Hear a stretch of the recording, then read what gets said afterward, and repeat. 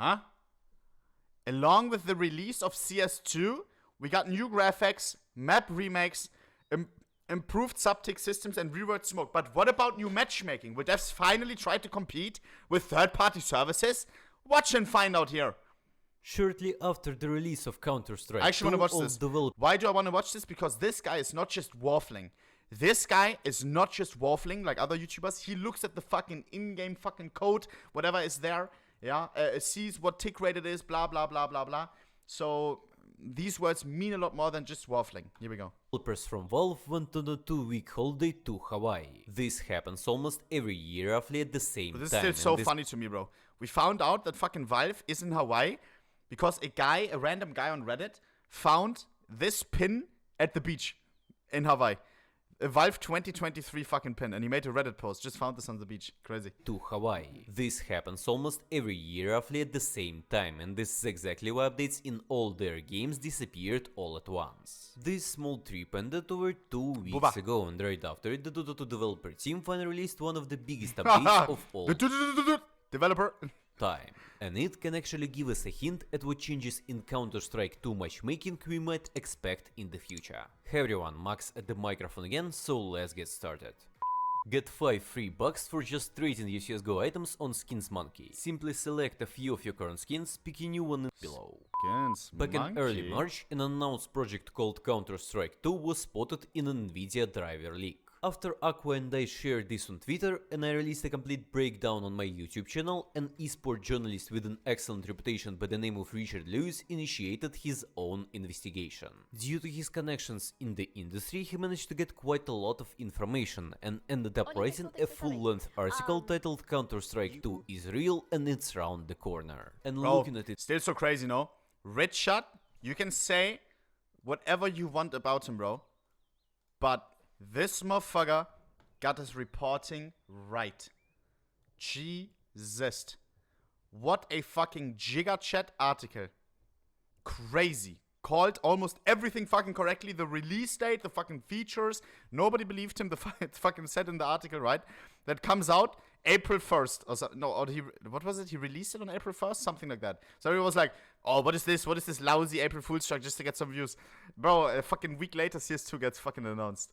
Is real and it's round the corner. And looking at it retrospectively, it's clear that Richard really did know what he was talking about. The only important point mentioned in the article which Valve hasn't said a word about yet is the new matchmaking.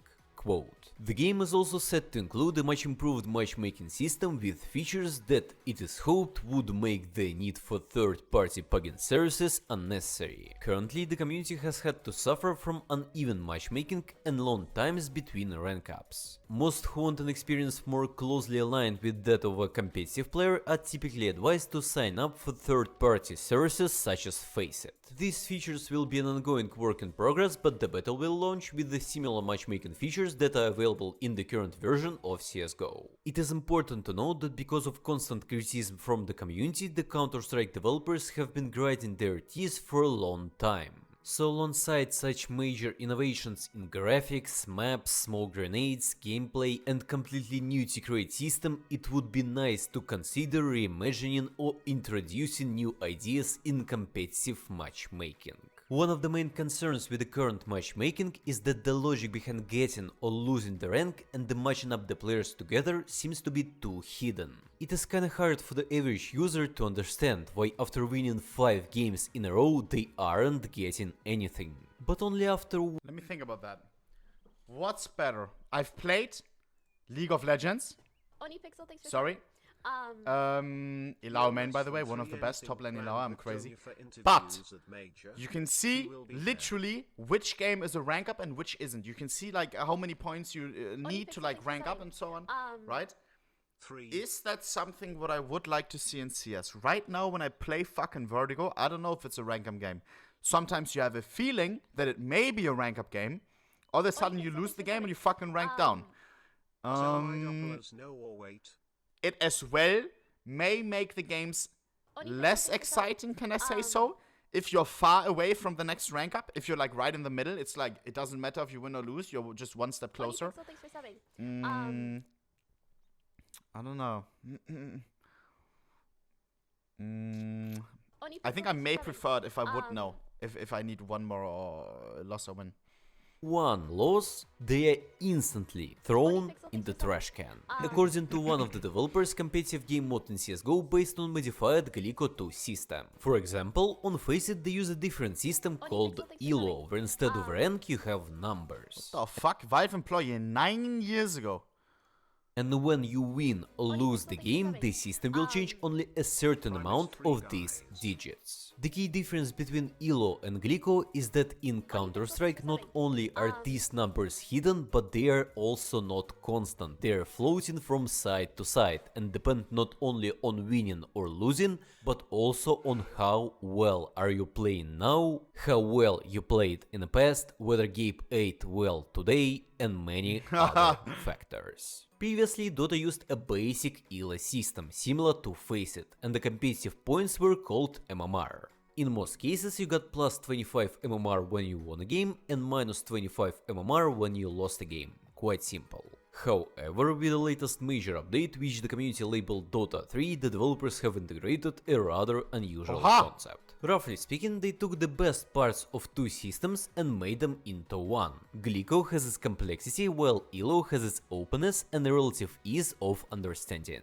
Why relative? Let me explain. As I said before, Glico takes into account a huge number of values at the same time. And to make it easier for you as a regular user, so you don't have to keep track of every single one of them, the developers have added a separate confidence score. Meaning the system will take into account all of your current stats, analyze it, and will try to understand its confidence in you as a high skill or as a low skill player. For example, initially you have no rank, you're not calibrated, the system is 0% confident in you. To get your initial rank, you have to play until the system is at least 30% confident, as opposed to just winning 10 games as it used to be before. And after passing this threshold, Glico will automatically give you the suitable ELO score with a tied up rank.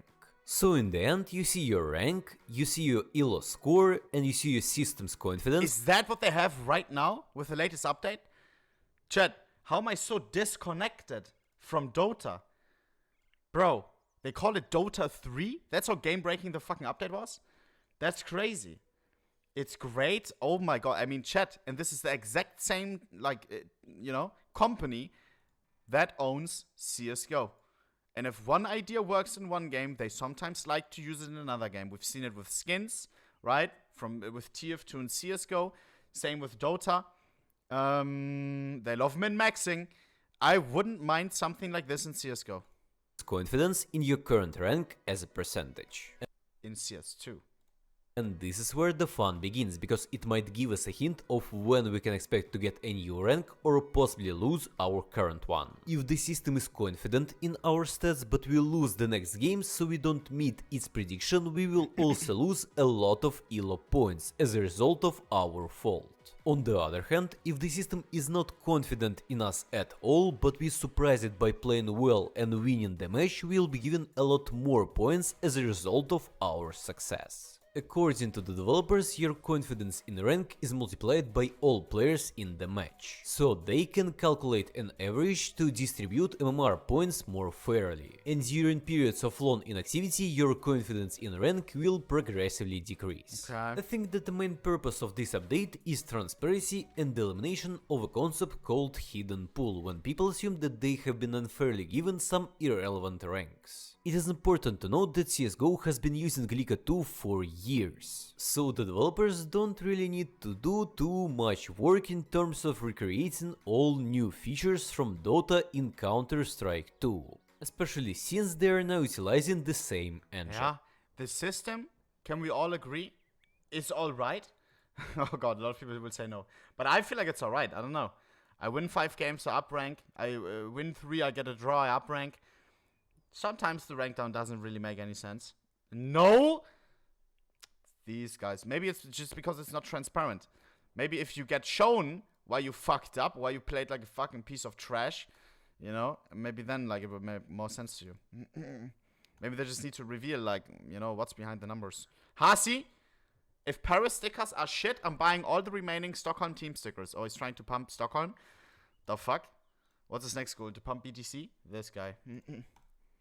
In addition to that, Dota already introduced the idea of seasonal ranks a long time ago. Initially, it has to reset itself every 6 months, but players didn't like that idea too much, and now you can manually reset your rank once in a year. And for those with a Say this again.